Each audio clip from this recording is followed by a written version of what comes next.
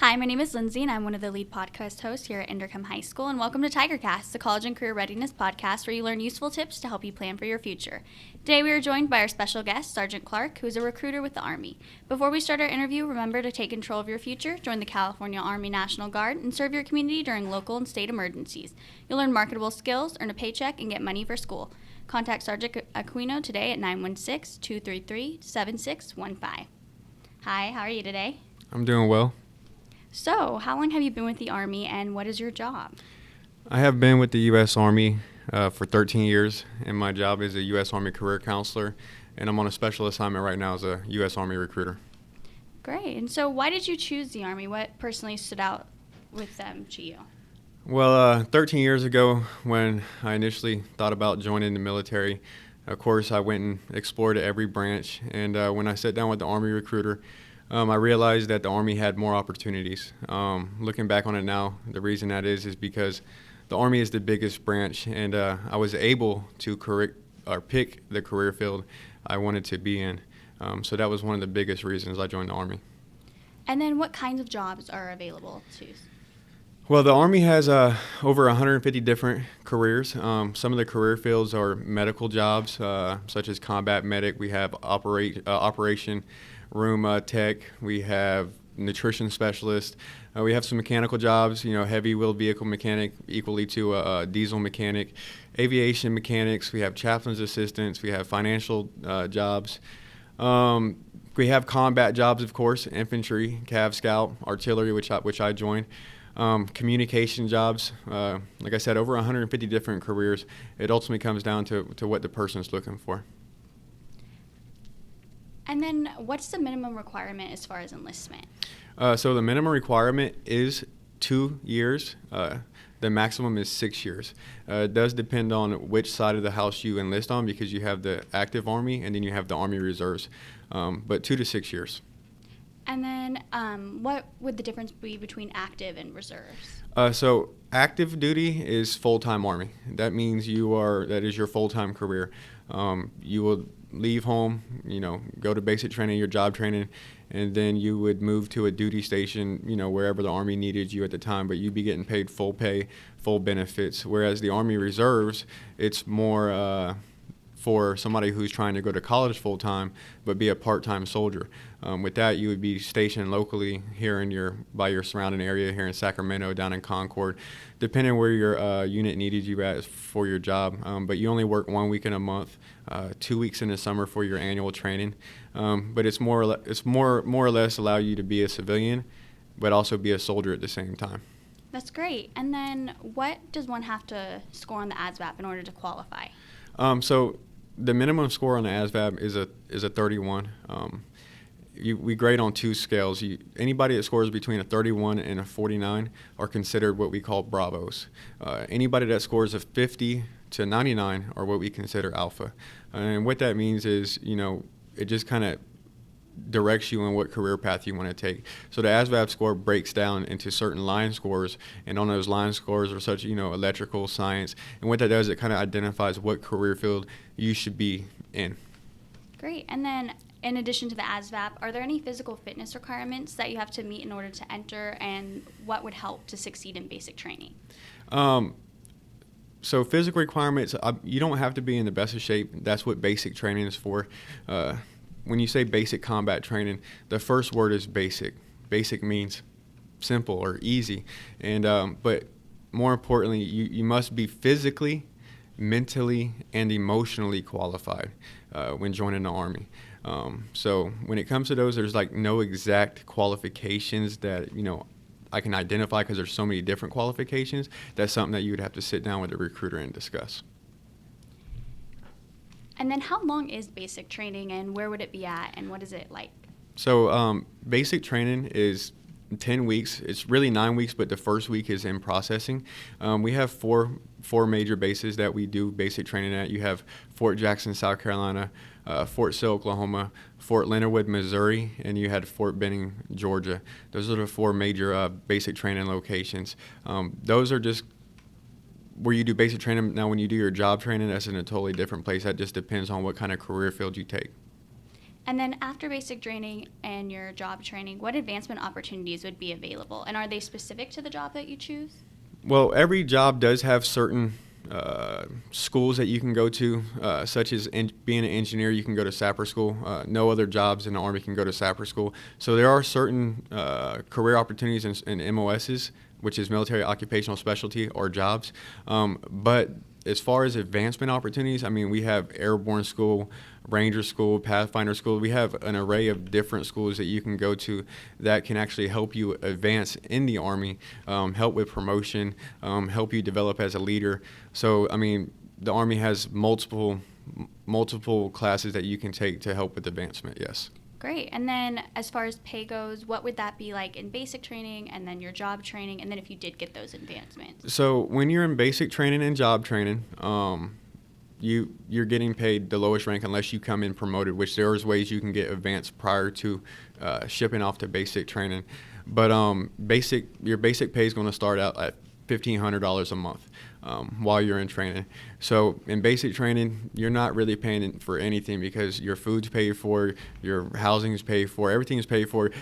Your phone, you're really not going to pay for that till towards the end. So you're going to be saving $1,500 a month. And, the average basic training and job training is between 4 and 6 months. So you're talking saving up between $5 to $7 grand while you're in training alone.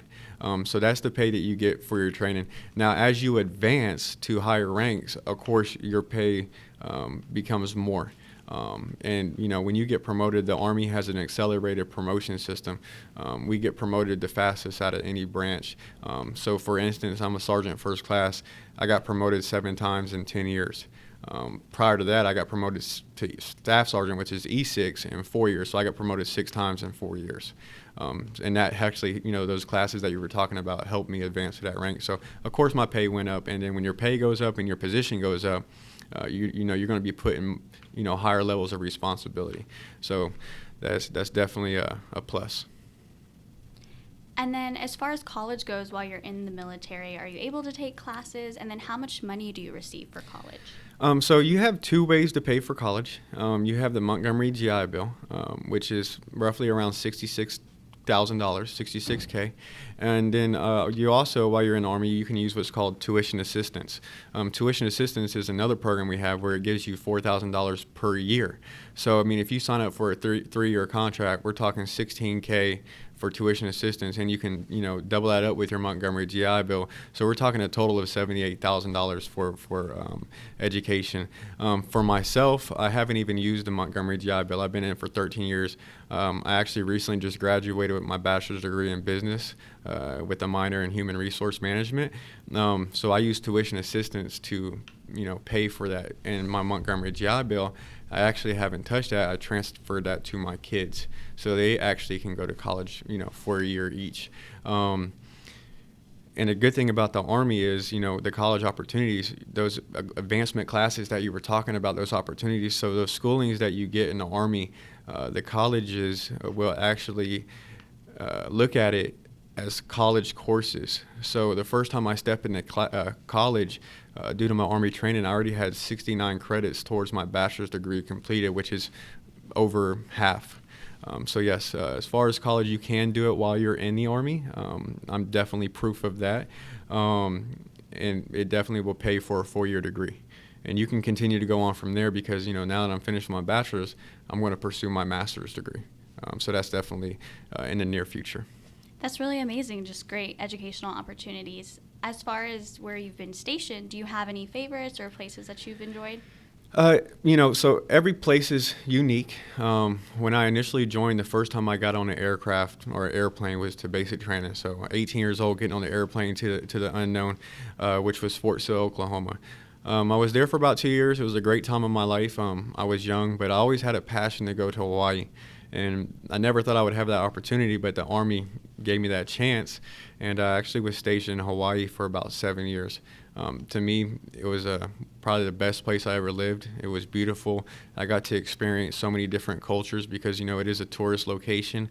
But I was there for about 7 years. I also spent a little bit of time in Germany, but Sacramento is nice. I've only been here for about a year. Just, going up to Lake Tahoe down to Yosemite has some benefits.